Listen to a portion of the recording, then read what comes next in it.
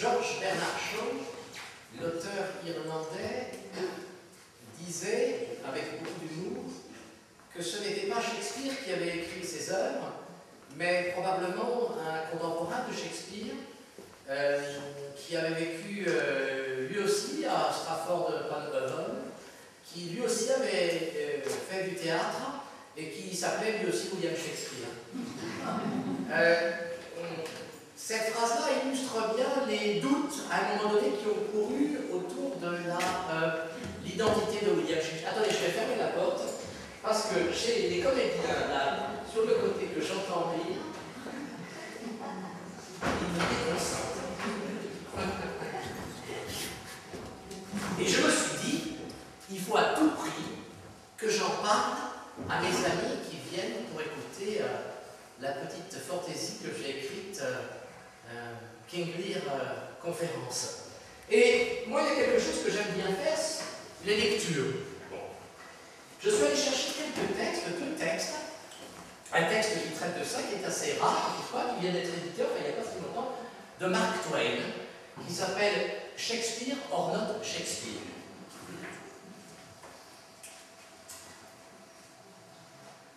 Quand on y songe, c'est tout de même curieux que l'on puisse établir la liste de tous les Anglais, Irlandais, Écossais célèbres de l'époque moderne, en remontant jusqu'au premier Tudor, une liste d'environ 500 noms, et que l'on aille regarder dans les livres d'histoire, les biographies et les encyclopédies pour apprendre des détails sur la vie de chacun d'eux. Tous, sauf un, le plus célèbre, le plus illustre de tous, Shakespeare. On peut obtenir des détails sur la vie de tous les hommes d'église, tragédiens, comédiens, chanteurs, danseurs, orateurs, juges, avocats, poètes, dramaturges, historiens, biographes, éditeurs, inventeurs, réformateurs, hommes d'État, généraux, amiraux, découvreurs, boxeurs professionnels, assassins, pirates, conspirateurs, jockeys, escrocs, grippe-sous, aigre-fins, explorateurs, aventuriers sur terre ou sur mer, banquiers, financiers, astronomes, naturalistes, prétendants, imposteurs, chimistes, biologistes, géologues, philosophes, présidents et professeurs d'université, architectes, ingénieurs, peintres, sculpteurs, politiciens, agitateurs, rebelles, révolutionnaires, patriotes, démagogues, bouffons, cuisiniers, monstres, philosophes, cambrioleurs, voleurs de grands chemins, journalistes, médecins, chirurgiens célèbres. On peut trouver la biographie de tous sauf un. Juste un. Le plus extraordinaire, le plus célèbre de tous, Shakespeare. On peut ajouter à cette liste les quelques mille personnages célèbres fournis par le reste de la chrétienté au cours des 4 siècles passés, et pour chacun d'eux, on trouvera des éléments biographiques concernant toutes ces personnes également. On aura alors dressé une liste de 1500 célébrités et on pourra retracer la biographie authentique de chacun d'eux, sauf un. De plus loin, le plus extraordinaire prodige de tout l'ensemble, Shakespeare. On ne trouve rien sur lui, rien qui ait même une importance insignifiante, rien qui ne vaille de se donner la peine de l'embarquer clandestinement à bord de notre mémoire. Rien qui, même de loin, indique qu'il était plus qu'un individu ordinaire très en vue. Un directeur, un tracteur, un petit commerçant dans un village qui ne le considérait pas comme quelqu'un d'important et avait tout oublié le concernant avant même qu'il n'ait eu le temps de refroidir dans sa tombe. Nous pouvons nous plonger dans les registres et trouver la biographie de tous les chevaux de course célèbres de l'époque moderne, mais pas celle de Shakespeare. Il y a de nombreuses raisons à cela qui ont été avancées par une charretée entière d'hypothèses, de conjectures par ces troglodytes d'historiens, mais il en est une qui les vaut toutes et qui suffit amplement à elle seule. Il n'y avait rien à concilier. Il n'y a pas moyen de passer outre. Et aucun raisonnement à ce jour n'a permis de passer outre ce que cela signifie, car c'est clair pour tout le monde, sauf pour ces voyous de biographes, et il n'y a aucune malveillance dans mon propos, Shakespeare n'était pas quelqu'un d'important de son vivant. Et il ne l'a pas été jusqu'à ce qu'il soit mort depuis 2 ou 3 générations. Ces pièces jouissaient d'une forte renommée depuis le début, et s'il les a écrites, c'est bien dommage que le monde ne s'en soit pas aperçu. Il aurait dû expliquer qu'il en était l'auteur et pas un simple nom de plume derrière lequel se cache quelqu'un d'autre. S'il s'était soucié moins outrancièrement de ses ossements et davantage de ses œuvres, cela eût mieux valu pour son nom et c'eût été fort aimable à notre égard. Les ossements n'étaient pas importants. Ils allaient s'effriter et retourner à la poussière. Mais les œuvres dureront jusqu'à ce que le soleil se couche pour la dernière fois. Et c'est ainsi donc que Mark Twain termine ce petit ouvrage Shakespeare en ordre Shakespeare. Alors, l'objet de cette conférence, il fait chaud chez vous.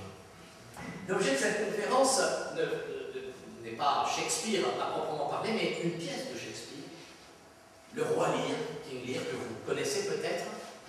J'ai vu plusieurs versions, une des plus bouleversantes était peut-être celle de Michel Piccoli il y a quelques années. Il avait joué à l'Odéon, je crois, j'étais allé voir ça. Et je suis allé chercher, parce que je ne vous ai pas pris des petits bouquins comme ça au hasard, je suis allé chercher dans ma vieille bibliothèque un ouvrage de Jean Richepin qui fait une très très belle introduction sur le Roi Lear, une introduction qui va vous donner, vous allez voir, chaud au cœur. Tant qu'à avoir chaud dans la porte du cœur. À propos du Roi Lear, vous allez,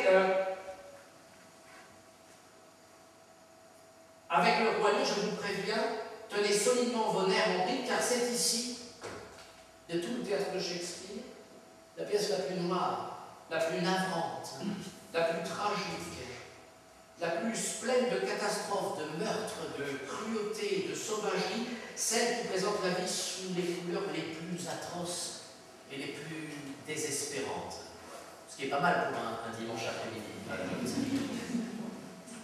Vous allez y voir en effet d'abord deux êtres féminins encore pires que Lady Macbeth. Puis et surtout un malheureux homme victime de toutes les calamités inimaginables. Calamités presque plus terribles que celles qui tombent sur Édipe. Édipe, dont tous ses malheurs n'étaient que la victime de la fatalité, du destin. C'était les dieux eux-mêmes qui la persécutaient, qui le persécutaient, et dans sa résistance aux dieux, avec sa jeunesse, son orgueil, il prend lui-même la figure d'une sorte de demi-dieu, ce qui fait que tout en le plaignant, on l'admire. Ici, nous avons comme héros de la pièce le pauvre Roi Lear, c'est-à-dire un roi, oui, mais un vieux roi, un homme de 80 ans. Et il est en proie non pas au destin, mais à sa propre folie, laquelle est née d'un tout petit grain, d'un germe infime, comme toujours dans Shakespeare. Ce petit germe est un rien d'orgueil, de tyrannie. Et de là, pourtant, ont découlé toutes ces misères. Et quelles misères! Les plus féroces, les plus torturantes qui puissent fondre sur un être humain, puisqu'il est persécuté, haï, méprisé, bafoué, rendu infâme et presque immonde et grotesque par ses propres filles. Je ne dis même pas par ses enfants, un fils, bon, cela serait moins extraordinaire, mais une fille qui doit être l'incarnation de la douceur, de la tendresse, de la bonté, de la maternité future. Et devenir pour celle-là un objet d'exécration, d'horreur, d'envie, voilà ce qui tombe sur le Roi Lear. Vous savez, une pièce de théâtre commence toujours par un chœur, on peut dire que là, j'ai fait un peu office de chœur. Alors, à l'origine de cette petite pièce, il y avait trois actrices, deux qui jouaient les deux sœurs méchantes, la sœur gentille, et puis vous allez voir le fou, le conférencier libre, etc., etc. Alors, deux actrices ont déclaré forfait, elles sont retenues en garde à vue pour des histoires de stupéfiants.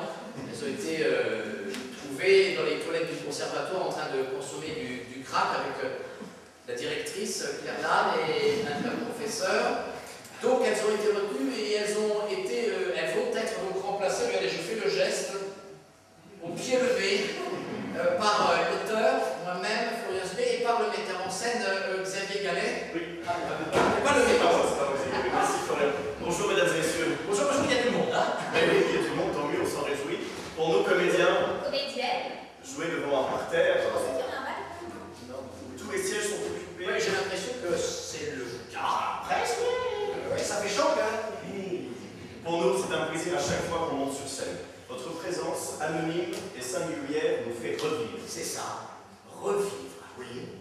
Revivre devant nous et devant vous, comme par magie, en fait, comme par sorcellerie. Personne n'a rien demandé. Personne ne s'y attendait vraiment d'ailleurs. Et abracadabra! Surprise du chef. Chef, c'est bien dit ça, chef, parce que là, ils sont en train de digérer. Ah oui, vous sortez de table. Ah oui, j'espère que votre déjeuner s'est bien passé, que vous avez aimé ce qu'on vous a présenté dans votre assiette. Mais dans un déjeuner, il n'y a pas que la nourriture, il y a aussi les personnes avec qui on est à table. Il y a des gens, par exemple, avec qui on est content d'être. D'autres avec qui c'est moins. C'est un peu long, il faut meubler la conversation, faire semblant de s'intéresser alors qu'en fait, on voudrait être assis à côté de quelqu'un d'autre. Ah oui, un homme. Ou une femme, à côté de qui on aurait aimé s'asseoir. Le plan de table, le hasard, les circonstances, fatalité, oui, ou la timidité. On n'a pas osé aller à la rencontre de quelqu'un et dire j'aurais aimé vous connaître, parce que je voudrais être assis à côté de vous parce que je vous trouve beau. Ou parce que je vous trouve raffiné, sensible, cultivé. Voilà, votre voix me bouleverse quand vous parlez, je ressens des petits picotements de partout dans tout le corps. Eh ben non, on a dû supporter belle maman. Une femme vous a dit qu'elle pensait acheter un nouvel appartement parce que les taux d'intérêt sont historiquement plus bas. Forget it. Nous, c'est d'une autre histoire dont on voudrait vous parler. L'histoire du roi Lear, la tragédie de William Shakespeare. Shakespeare est né en 1616, ça fait 403 années, 2 jours, 6 heures, 2 minutes, 1 seconde pile. Bah, on en profite. Dans cette histoire, votre portable vous sera d'aucune utilité. Alors éteignez-le. S'il vous plaît. Voilà, on va commencer. Je propose à présent qu'on éteigne la lumière dans la salle. Merci beaucoup.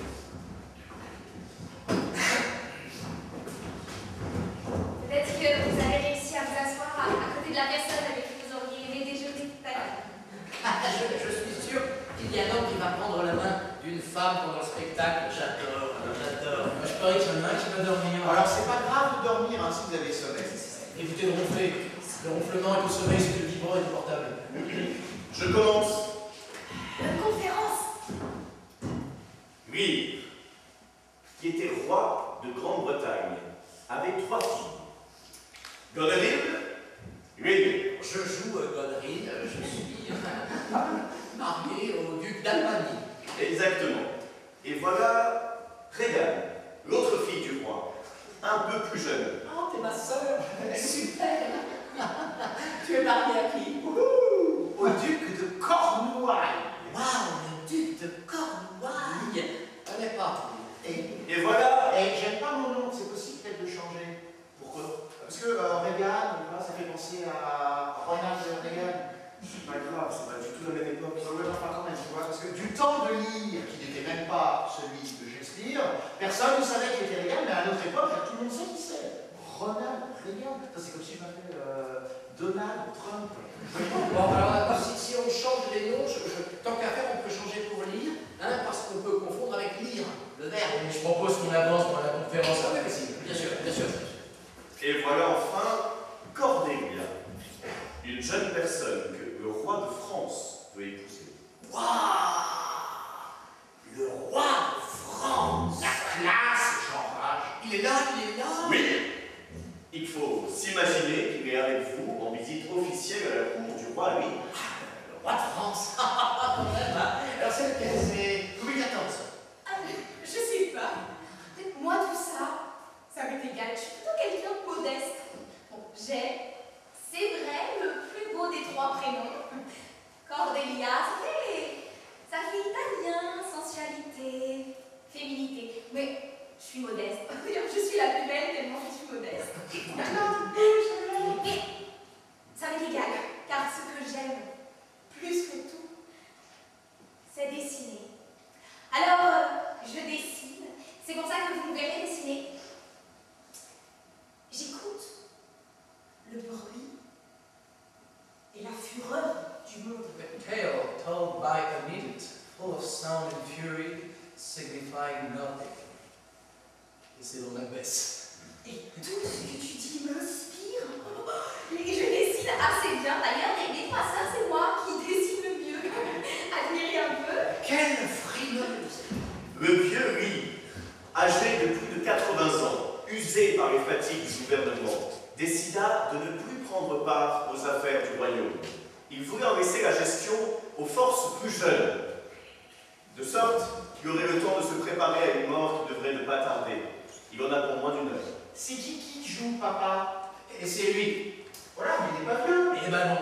Et toi dans l'histoire? Le fou, je joue le jeune, le fou. Ah, mais il est complètement fou. Non, non, le bouffon si tu préfères. Ouais, si va, il est bouffon. Alors, à une minute, comme mon métier est de faire l'idiot, je propose que ce soit moi qui me charge de tout ce qui est humour, blague débile, etc. Bien sûr, bien sûr. Moi, je dessine et ce que vous êtes en train de dire m'inspire beaucoup. Ça va à toute allure dans ma tête et au bout de mes feutres. J'essaye de dessiner un bouffon avec son rôle de chapeau. Un jour, lui appela ses 3 filles pour entendre de leur propre bouche laquelle d'entre elles l'aimait le mieux. Ceci, afin de pouvoir partager son royaume proportionnellement à leur degré d'affection. Goneril, l'aîné, Alors, tu ne vas pas à chaque fois que tu dis mon nom rappeler que je suis l'aîné, hein, c'est un peu indélicat. Je propose qu'on avance dans la conférence. Bien sûr, bien sûr. Goneril, toi, déclara qu'elle aimait son père plus que les mots ne pouvaient l'exprimer, qu'elle l'aimait plus que la lumière de ses yeux, plus que la vie et la liberté, et tout un tas de paroles dans ce genre excessivement fleuri qu'il est facile d'imiter, là où il n'y a pas d'amour véritable. Je vous aime au-delà de tout ce qui existe de précieux, de riche ou de rare. Je vous aime au-delà de toute mesure. Je vous aime autant qu'un enfant ait jamais aimé. Je vous aime autant qu'un père ait jamais été dans la Grande-Bretagne intersidérale. Le roi, dans un mouvement de tendresse maternelle, lui accorda à elle et à son mari 1/3 de son royaume.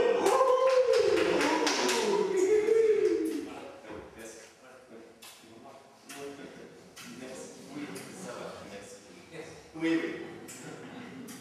Puis, appelant à lui sa 2e fille, il lui demanda ce qu'elle avait à dire.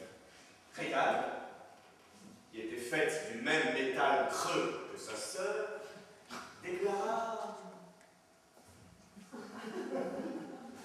Ma sœur a défini précisément l'amour que je ressens, seulement elle n'a pas été assez loin car moi, je me déclare ennemi de toutes les autres joies contenues dans le domaine des sentiments les plus précieux et ne puis trouver de félicité que dans l'affection de votre majesté. Ma chère majesté, ma très chère majesté, ma très chérissime, altissime, majestissime, papouinée, je vous aime, vous révère, vous idolâtre, vous adore, vous embrasse, vous déshabille. Oui, je propose qu'on avance dans la conférence. Bien sûr, bien sûr. le roi, lui, se crut le plus heureux des pères. Il ne put faire moins, après les paroles hyperboliques de Regan, qu'accorder également à elle et son mari 1/3 de son royaume.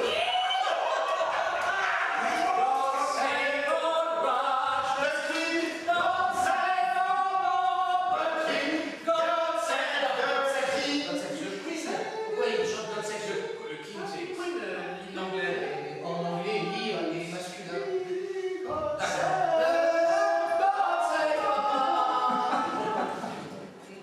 Puis, se tournant vers sa plus jeune fille, Cordelia, qu'il appela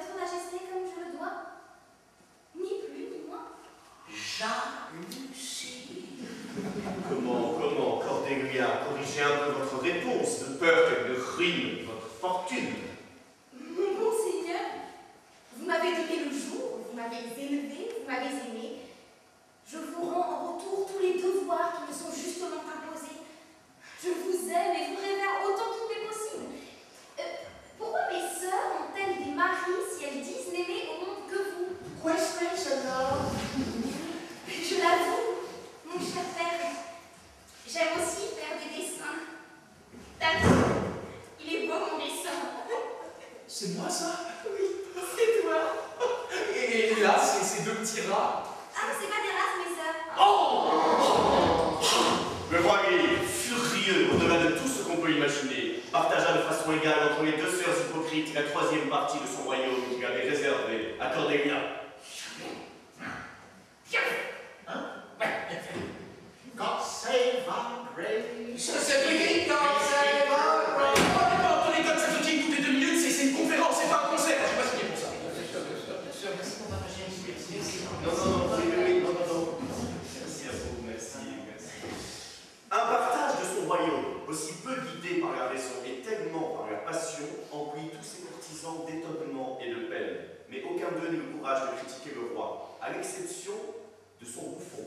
Dis donc, en gros, t'es sûr que tu te trompes pas là? À mon avis, Gunnery et Regan se fichent de ton auguste tête. Hein. C'est le fric et le pouvoir qui les intéressent. Mais c'est pas vrai! Calomnie, oh non! Vraiment, d'entendre ça, j'en ai eu la jeune! Non mais aussi vrai que je m'appelle Regan, je l'ai dit, je regrette. Merci. Oh. Non, moi, Regan, je jure, l'argent ne m'a jamais intéressé. Vous ne dégagez des chaussures! Allez, ne pleure pas ma soeur chérie, là. Et toi, t'arrêtes de dessiner, ouais. Je dessine des larmes en forme de chaussures. Oh, qu'est-ce que je dessine bien? Mais je suis fan!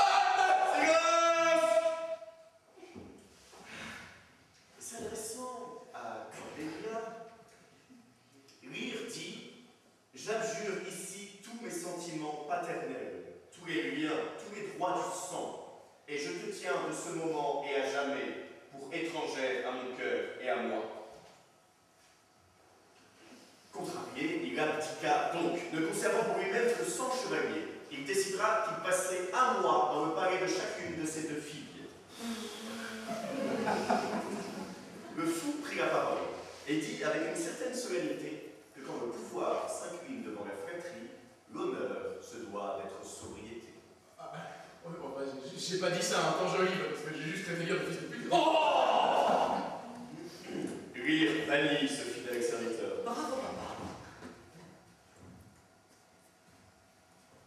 Taxi.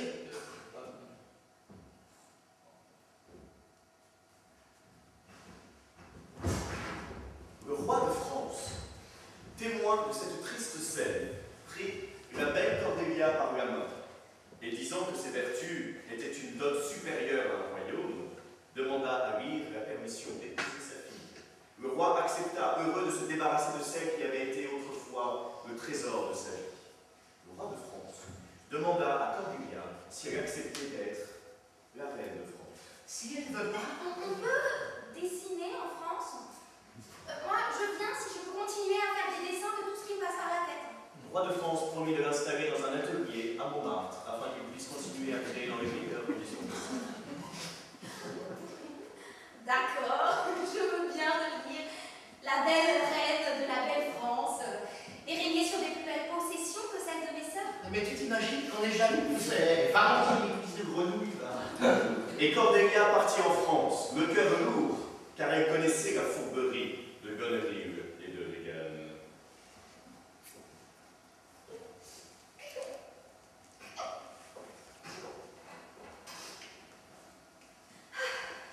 En effet, elle ne fut pas plutôt partie que les dispositions diaboliques de ses sœurs commencèrent à se manifester sous leur vrai jour. Lui s'installa d'abord chez Gonnery, qui ne pouvait supporter de croiser son père tous les jours avec ses 100 chevaliers. Comme le vieillard voulait parler à sa fille, elle feignit d'être indisposée ou n'importe quoi pour se débarrasser de sa vue. Son vieillage représentait pour elle une charge inutile, et ses 100 chevaliers une dépense non nécessaire. Et qu'est-ce que je disais? On ne croit jamais le fou! Quoique banni par Lear, le fou avait choisi de rester en Grande-Bretagne. Il voulait malgré tout aider son vieux maître. Comme il était malin, il se déguisa en domestique et se fit appeler Caius. En 2 mots. Mon nom est Gaius. Gaius. Le fou, alias Caius en 2 mots, si ça peut lui faire plaisir, offrit ses services à Lear, qui accepta, ne sachant pas qu'il était le fou, mais ravi d'une certaine simplicité, ou même d'une rudesse qui lui était dans ses propos. Et ben alors, bonhomme, d'après ça écoute depuis que t'es plus loin. froid, toi, hein? C'était si différent de cette politesse huilée qui à la longue l'écœurait, d'autant que les sentiments de Goneril semblaient s'être refroidis. Un jour, elle lui dit clairement que son séjour dans son palais lui était importun. Mon père, vous gardez ici 100 chevaliers et écuyers, tout ce genre si désordonné, si débauché que notre cour, corrompu par leur conduite, ressemble à une auberge de tapageurs. Leurs excès et leur libertinage lui donnent l'air d'une taverne ou d'un mauvais lieu, beaucoup plus que du palais royal. Je ne peux plus les voir. Lui, tout d'abord, ne pouvait croire que c'était sa fille qui lui disait ceci désagréable. Il ne pouvait croire que celle qui avait reçu une couronne de sa main cherchait à amputer sa suite. Il lui rétorqua: je fais ce que je veux avec mes chevaux. La phrase qui est restée célèbre jusqu'à nos jours. Et quel génie ce Shakespeare. Ténèbres et démons, c'est les chevaux, appelez ma suite. Vous en êtes sûr? Oui, je ne fais que vous être l'embarras, il me reste encore une fille. Dans sa rage, le vieil homme lui traita de charognard. Écoute-moi, ô nature, écoute-moi. Si tu te proposais de rendre cette créature féconde, porte dans son sein la stérilité, dessèche en elle les organes de la reproduction, et qu'il ne laisse jamais de son corps dégénérer un enfant pour lui faire honneur, ou, s'il faut qu'elle produise, fait naître d'elle un enfant de tristesse, qu'il vive pervers et dénaturé pour être son tourment, qu'il imprime dès la jeunesse des rides sur son front. Oh, des rides? Oh, non, mais on se calme, là. Non, mais laisse, il a pété un câble. Ténèbres et démons!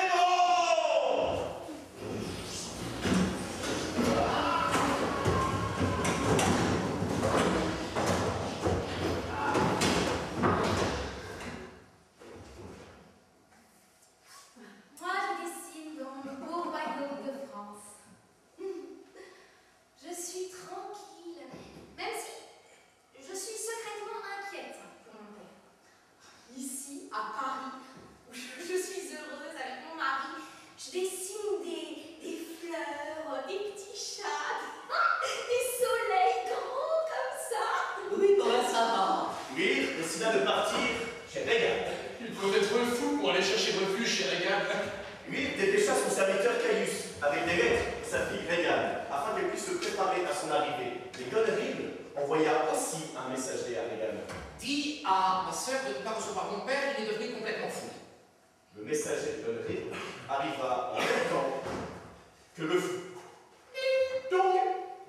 J'arrive. Le fou, n'aimant pas l'allure de celui-ci et soupçonnant pour quelle raison il venait, commença à lui proférer une bordée d'injures. Canaille, mangeur de reste, impudent quémandeur et mère de coquin, batelet à 100 livres, salaud, fils de garce, lorgneur de miroir, esclavie de son seul coffre, et voilà, un mendiant qui aimerait bien faire l'entremetteur, un mendiant de boire, mais qui n'est guère qu'une combinaison de mendiant, le droit de boire, et le fils entremetteur d'une chienne, bâtarde. Un brin décontenancé par ce salut peu et civil, le serviteur de Goneril lui répondit avec force. Shocking. Et le fou le mit au défi de se battre. L'homme refusant, le fou, dans un mouvement de passion honnête, lui donna une belle correction, telle qu'un porteur de méchantes nouvelles le mérite.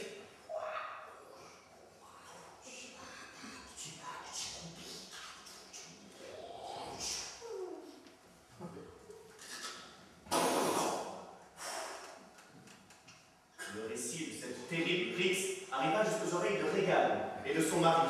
Ils ordonnèrent que l'instructeur soit mis au pilori.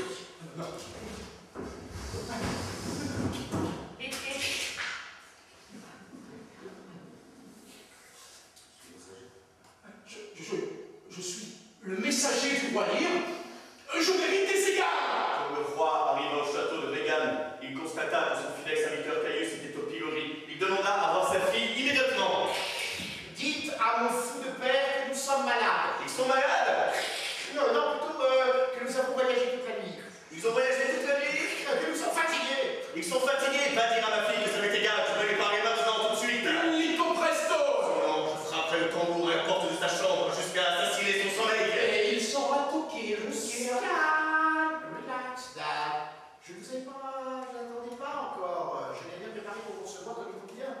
Allez, soyez assez aimable de retourner jusqu'à la fin du mois chez Goneril. Et quand vous reviendrez, revenez sans toute cette cavalerie. Qu'avez-vous besoin de 100 cavaliers? Qu'avez-vous besoin de de 5 cavaliers pour vous servir maintenant que vous êtes vieux. Car vous êtes vieux, mon père. Et la nature, en vous, touche au terme dernier de sa carrière. Devriez vous laisser conduire et gouverner par quelques personnes prudentes qui comprennent votre situation mieux que vous-même, ou que ce serviteur mal intentionné. I prithee, doctor, do not make me mad. Qu'est-ce que vous racontez? I will have such revenges on you both. Qu'est-ce qu'il raconte? Eh bien, je t'en prie, ma fille, ne me rends pas fou. Je ne t'importunerai plus, mon enfant. Farewell! Adieu! I will have such revenges on you both. Hold the wall, so. Once they do it, I don't know yet, but I shall be the terror of the earth. Et il dit que je suis innocent, que vous devriez me libérer, et puis aussi que vous êtes sa fille préférée. Oh, bah, d'accord. Beep, beep. You think I will wait? No, I will not wait. Merci de tout cas et pour cet accueil chaleureux, la mise en jambe. Devenez raisonnable. Date in the 19th, master!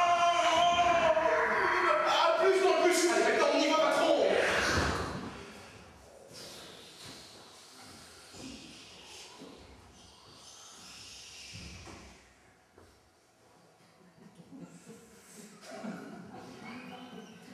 Comment ça s'est passé là? Oh, très bien. Je suis ravi. Tandis qu'on se disait au revoir, la nuit arriva, et avec elle, un fort orage accompagné de tonnerre et d'éclairs. Il pleut tout le temps en Angleterre. Oh, elle a bien de la chance d'être à Paris, Cordelia. C'est vrai que j'ai beaucoup de chance. Il ne pleut jamais à Paris. Il fait toujours beau. J'ai du temps pour moi, mon mari m'aime. Je suis reine de France. Et je continue de faire des beaux dessins. Aujourd'hui, j'ai dessiné la Joconde. Je pense souvent à papa. Je me demande s'il va bien. Sur la lande, exposée à la fureur de l'orage dans une nuit noire, le roi Lear errait avec son serviteur, qui était en fait le fou. Lear, désormais plus fou que le fou, défiait les vents et le tonnerre. Soufflez, vent, jusqu'à ce que vos jours crèvent. Ouragan, catastrophe, versez vos torrents jusqu'à ce que vous ayez inondé le clocher. Soyez leur corps.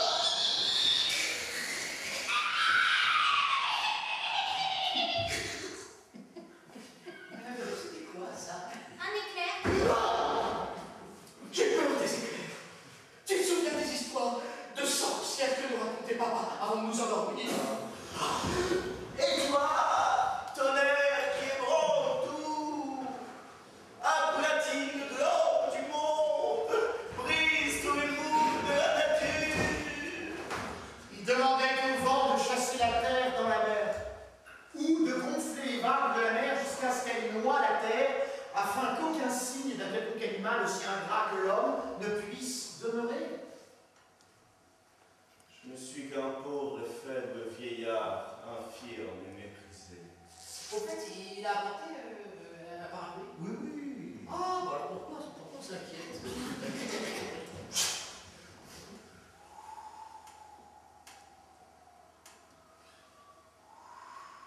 Le bouffon s'efforçait de se moquer de la malchance en faisant de l'esprit. Comment vas-tu, porisateur? Moi ça va et le poil. Entendre ça dans la patrie pénible, des monstres de Listerville, d'ailleurs c'est un peu la honte. Hein. J'ai mal moral, faites de l'humour sous la pluie, vous. Enfin, si dès que 2 gouttes d'eau tombent, les Anglais perdent leur humour, on t'en dit qu'ils l'Europe. Moi, ça m'est égal. Ils font bien ce qu'ils veulent allons. Je fais des petits dessins sans m'arrêter. Le nez dans le guidon. Lear et le fou arrivèrent par hasard devant une petite masure mi-misérable sur la lande.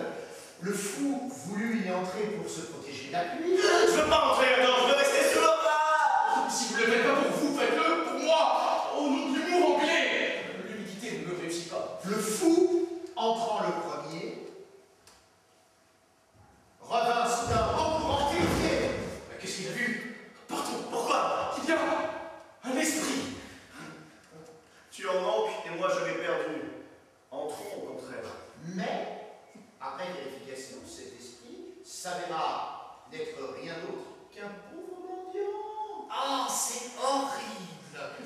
qui s'était introduit dans cette maison abandonnée pour s'abriter également. Et notre père, voyant ce débris d'homme dans une situation si malheureuse, avec rien qu'une couverture sur les reins pour couvrir sa nudité, ne pouvait qu'être persuadé qu'il était un père qui, comme lui, avait tout donné à ses filles ingrates. Il a vraiment bloqué, c'est incroyable. Et cria le nom Cordelia. Toujours cette petite idiote pleine de France. Cordelia! Mon oreille droite siffle. Cordelia!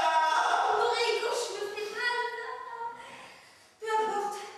Je vais continuer à dessiner jusqu'à ce que j'embrasse mon père et foule de mes pieds délicats le sol de ma terre natale. Bon, écoutez, je vais vous laisser ici avec votre nouveau copain mendiant, et pendant ce temps, moi, je vais en France retrouver votre fille. Cordelia! Oui, c'est ça, Cordelia. Bon, écoutez, je viens dans 2 minutes. 2 secondes plus tard, me voilà déjà en France devant cette idiote de Cordelia.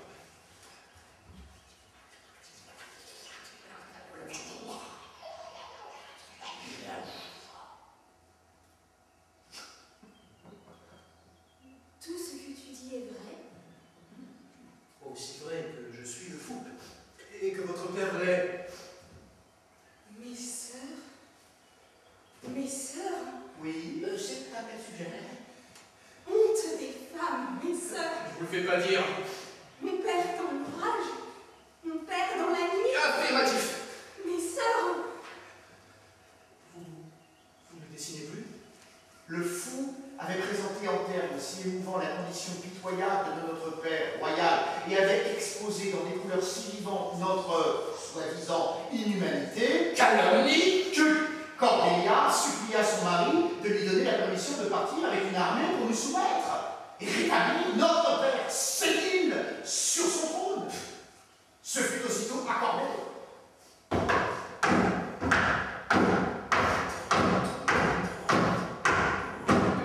C'est pas ce roulement de tambour. Mais c'est précisément ça. Mais quoi ça? Le roulement de tambour de l'armée de France sur les terres d'Angleterre. Mais comment tu fais pour arriver? Ils ont creusé un tunnel? Ils en seraient bien capables? Ah! C'est lui.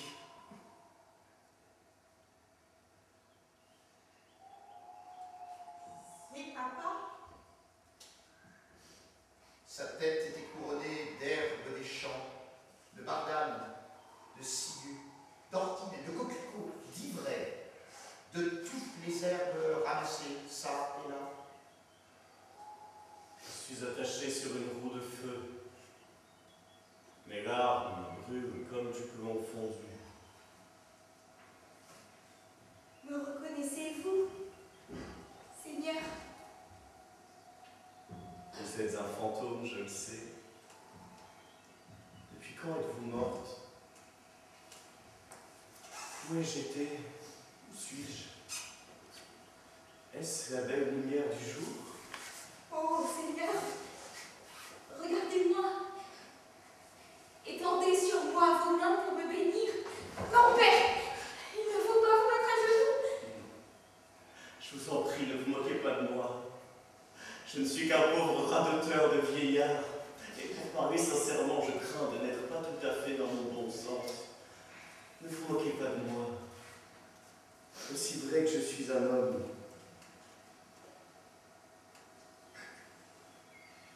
Il me semble que cette femme est ma fille. Cordelia! C'est moi. C'est moi. Vos larmes m'ont-elles? Oui, en vérité. Je vous en prie, ne pleurez pas. Je sais bien que vous ne m'aimez pas. Car vos sœurs, autant que je me souvienne, m'ont fait du mal. Vous avez des raisons de ne pas m'aimer. Elles n'en avaient pas. Oh, Dieu clément, guérissez mon Père, réajustez les sens désaccordés et dissonants de ce Père en enfant changé. Et Cordelia l'embrassait sur son vieux front ridé, pareil à du cuir. Si vous permettez, je vais juste faire un portrait de vous pour ma petite galerie. D'accord.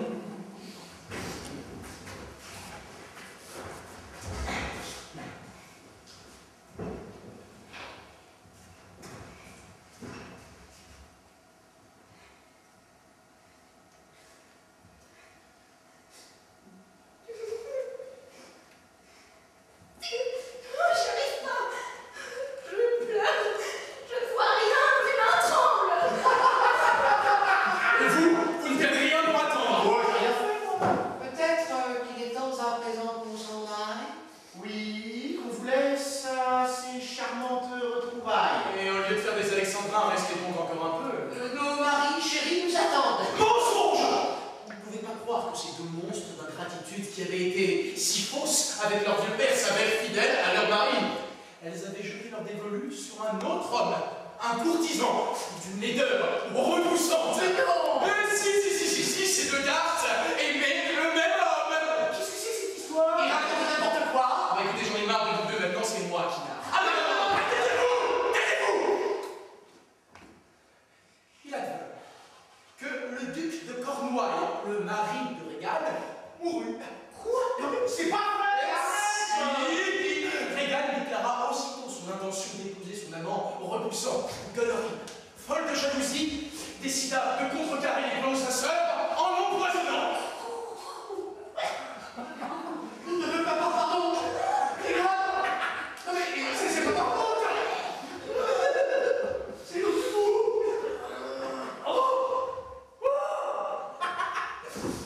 Gonorrhée pouvait dès lors s'abandonner à sa passion coupable, mais le duc d'Albanie découvrit bientôt son crime et son infidélité.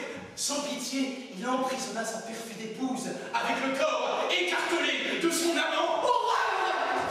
Gonorrhée mit rapidement fin à sa propre vie.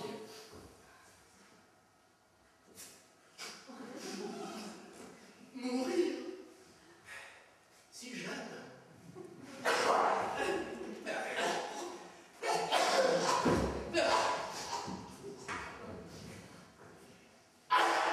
Enfin, la justice du ciel s'était abattue sur les têtes de vos méchantes sœurs.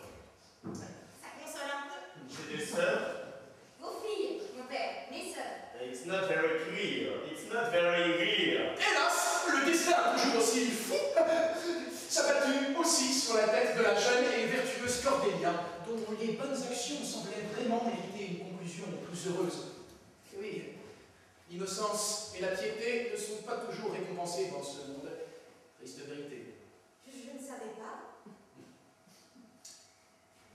Les forces que le duc d'Albanie avait envoyées contre l'armée royale française furent victorieuses et Cordélia termina sa vie en prison, Je pourrais au moins dessiner. où elle perdit progressivement l'usage de la vue. Et puis l'usage de ses mains. Allez hop, t'es morte, t'es morte. And what about Lear? Peu de temps après, dans une cellule plus exiguë et matelassée, Lear suivit Cordélia. C'est assez sans appel comme dénouement, j'avoue. Voilà. Fin de la King Lear conférence. Réveillez ceux qui dorment au fond. Ouais, et puis lâchez un instant la main que vous teniez. Moi j'adore. Et pendant que la lumière se rallume dans la salle,